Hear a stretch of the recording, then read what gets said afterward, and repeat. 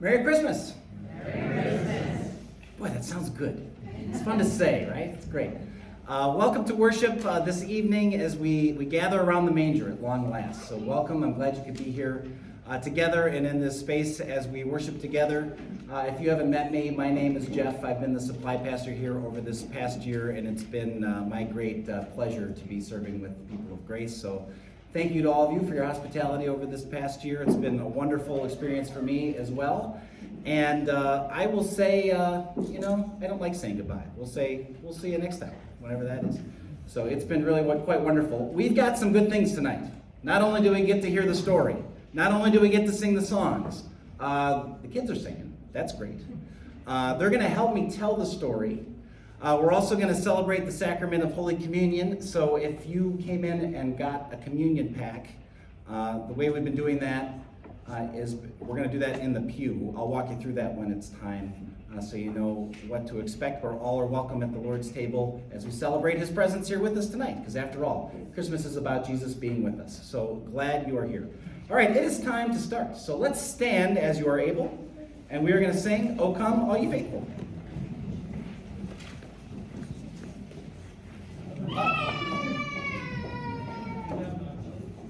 That might make this part more interesting. Kids, that was awesome. Really great. You proclaimed the story. I think we can probably all go home right now. We get it. It's awesome. But I could use a little help. So any younger friends or younger at heart friends that would like to help me, that would be really, really great. Because we're going to tell the Christmas story. Oh, good. Daphne's back. Good. That was close. Okay. Everybody, think about it for just a second.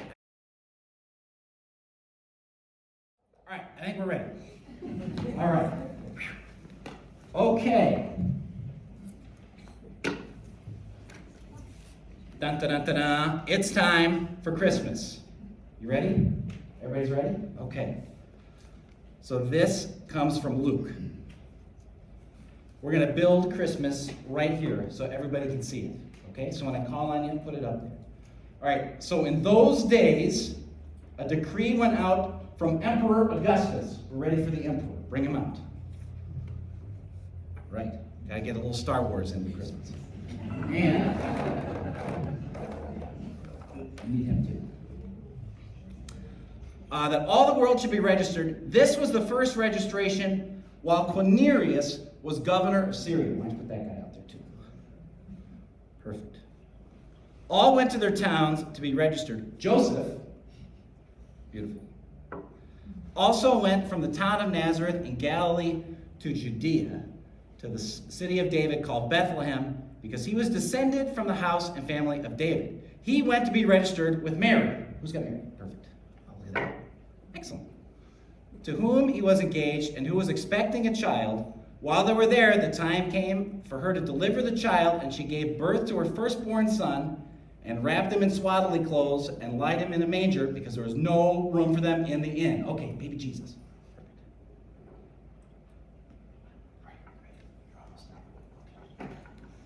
In that region, there were shepherds living in the fields, keeping watch over their flock by night. Let's get the shepherd out there. Perfect. And where's my German shepherd? Got to get the German shepherd out there. That way Lutherans celebrate Christmas too. Got that. Then the angel of the Lord, beautiful, stood before them, and the glory of the Lord shone around them, and they were terrified. That means they were really scared. But the angel said to them, "Do not be afraid. See, I am bringing you good news of great joy for all the people. To you is born this day in the city of David a Savior who is Christ the Lord. This will be a sign for you. You will find him wrapped in swaddling clothes and lying in a manger." Suddenly there was with the angel a multitude of the heavenly host. All right, I got some other angels. Let's get them out. Here's an angel. Here's an angel. Here's an angel. Let's get them out there too. Perfect. And they said, "Glory to God in the highest heaven, and on earth peace among those whom he favors." All right, let's get our angels. Put them out there. Perfect. Okay. When the angels had left them and gone into heaven, the shepherds said to one another, "Let us go now to Bethlehem and see this thing that has taken place, which the Lord has made known to us.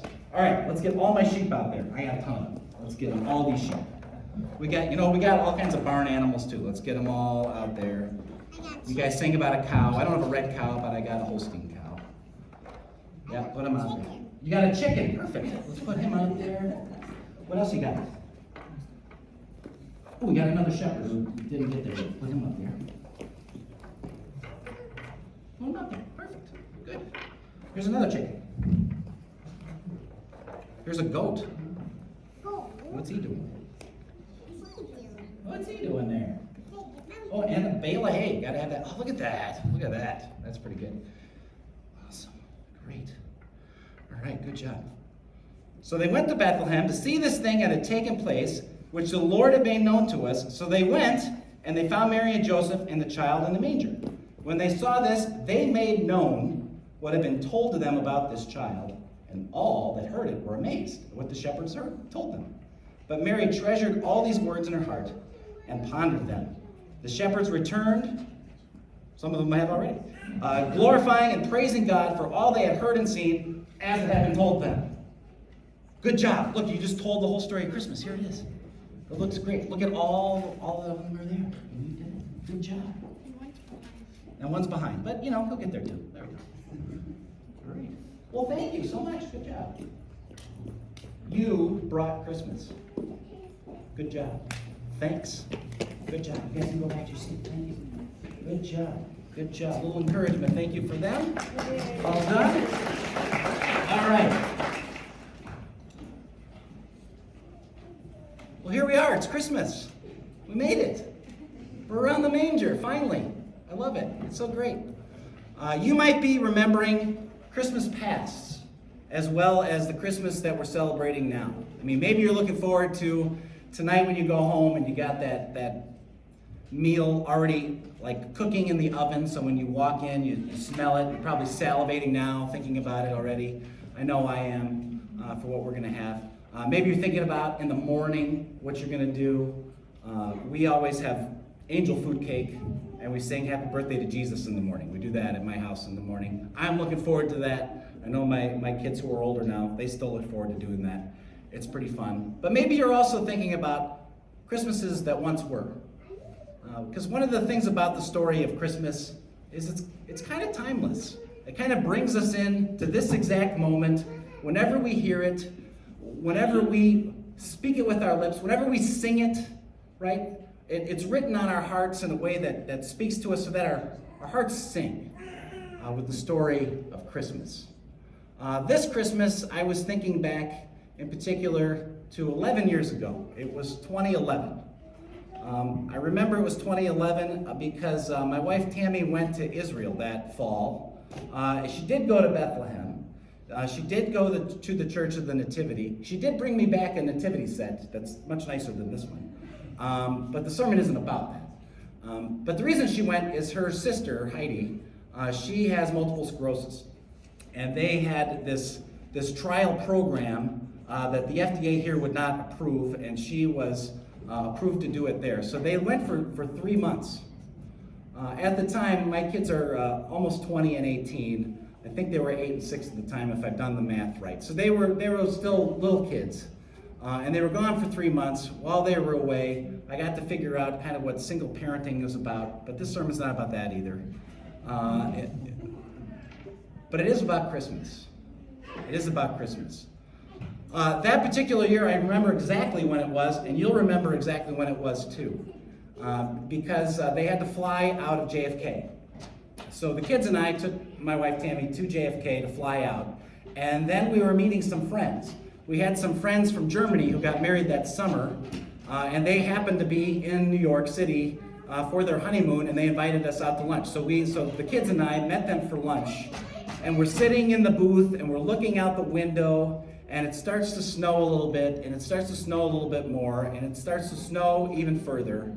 And if you remember in the fall of 2011, when that really bad, nasty snow ice storm hit and everybody lost power for a week, well, this was when that was, even though the sermon's really not about that either. When it is about is right before Tammy got home. She came back on the 23rd of December, which was 11 years ago yesterday. The last week before that time, her mother flew out, and they live in the Midwest from Wisconsin. So she flew out to be with us for a week. It was wonderful. One, she was there to visit. Two, she was there to help me out. I was figuring out how to do a lot of things, solo, freestyle.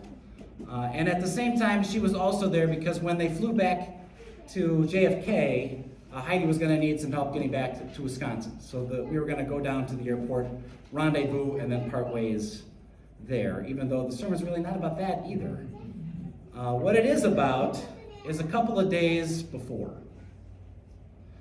Because Tammy's mother, who died a few years ago, her birthday is the 21st of December, the shortest day, the darkest day, when you're waiting for light to enter. You know, it's kind of like the climax of that Advent moment when you're waiting for the light of the world. You want to hear the story again. You want to speak it with your own lips. You want your heart to sing. And it was her birthday. So we did the birthday things. We had a nice meal. We had some birthday cake. We put the kids to bed. I don't remember if this was spontaneous or if it was planned. I'd like to remember it was planned. But it was probably kind of an off-the-cuff thing. It was dark. It was like really, really dark. And so I lit a few candles around the house, and even the lighting, I had the lamps turned down a bit. And I pulled out a couple of old hymnals. You know, pastors have hymnals lying around the house for some reason, but I have plenty of them, so I pulled out a couple old ones. You know the green one? Remember the green one? Lois, my mother-in-law, she had the thing memorized. I've never met anybody like her that I could be stumped on a hymn, and I could simply just call her up and hum a couple of bars, and not only could she tell me what song it was, but what hymn number it was. And then we'd have a nice conversation about it. She had a ferocious faith, and she was a great friend, and I miss her at Christmas, especially. But that Christmas was really special. That night was really special. Because what we did is we just sat in the living room, the two of us, with a couple of hymnals, with the candlelight, when it was dark outside. And we just sang through the story. We sang the Advent hymns. We sang all the Christmas carols. I don't even know if she opened her book, honestly. I needed to. But it was wonderful. She reflected on years later. That was one of her favorite Christmas moments, and I know it was one of mine, too. In fact, years later, we tried to replicate it when we were all together. So it was Tammy and her dad and myself and Lois, and we tried to do it again. And it was fun, but it wasn't quite the same. It wasn't that moment when you're just longing for Christmas, when you want to hear the story so desperately, when you want it to roll off your own lips, when you want your heart to sing, when you're gathered around the manger with the sheep and the barn animals and the angels and the shepherds and, of course, Mary and Joseph and the child who has come, who is lying in the manger, that the world rejects and ignores and forgets about. And yet for us, it is the moment of our faith, the hope we've been waiting for.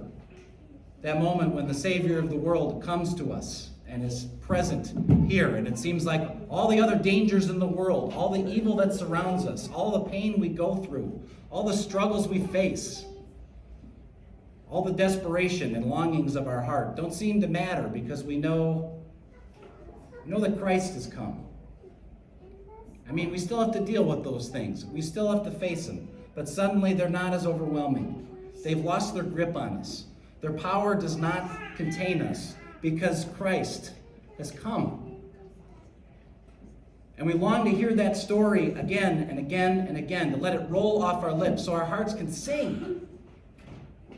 Once again, with the beauty of this story and the hope of faith that we have. Hopefully ferocious. Hopefully fervent. When I was a kid, we used to have Christmas Eve at my parents' house. Both sides of my family, I have a very small family. Both sides of my family would come. We'd have a wonderful dinner, the same dinner you're salivating over thinking about right now while I'm talking. We'd have a great dessert. We'd open some presents on Christmas Eve. And then we'd clean up. My dad's not a churchgoer, so he would stay and do the dishes. And then my sister and I and my mother, we'd go to church. And you come to church and you like to sit in a familiar spot. But it's hard to do that on Christmas Eve, right? There's more people. We welcome everyone to come and be with us and enjoy this celebration because Christ has come. And we want to tell the story and hear about it again. Let our hearts sing. And all those years growing up, we'd have a packed church and we'd pull out all the stops. The organ would play and there was a brass band and there were multiple choirs and it was ringing in our ears and it was wonderful.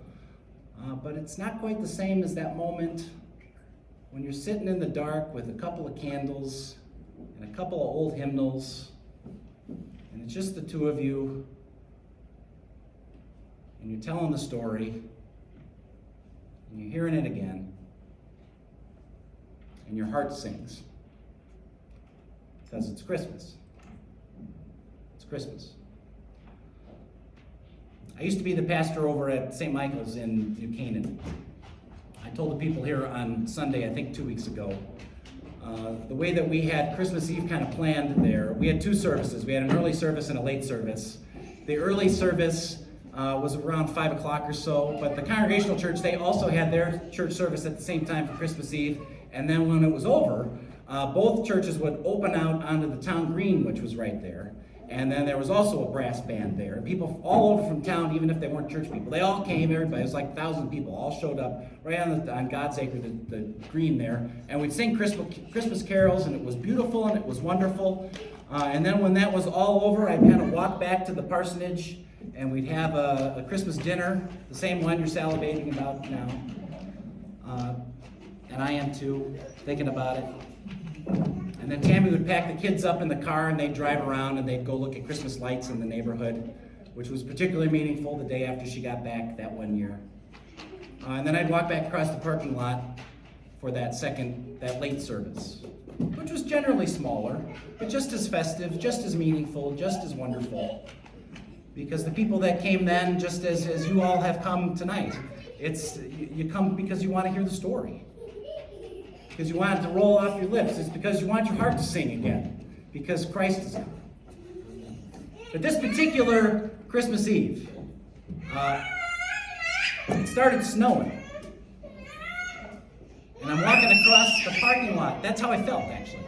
I was walking across the parking lot and it's snowing frantically. And I'm thinking to myself, well, nobody's coming to this now, right? And I'm getting ready and I'm talking to the musician. He and I were pretty good friends. We're goofing off. A couple of ushers showed up, this wonderful couple, the Stoutermans. We actually opened up the front churches, the doors to the front of the church and looked out and watched as now the place that was once bustling with activity, like an hour before, was totally empty and peaceful. And the snow was covering the ground and the streets. And Helen and I turned to each other and had nobody's coming. Nobody's coming. But we got ready. A few people came. Maybe 10. If I really want to over-exaggerate, maybe a dozen. It didn't matter. It's one of my favorite Christmas experiences I've ever had. Because the few of us gathered there, I looked in each of their faces, and they looked in mine. And we knew why we were there. We wanted to hear the story. We wanted it to roll off our lips again. We wanted our hearts to sing.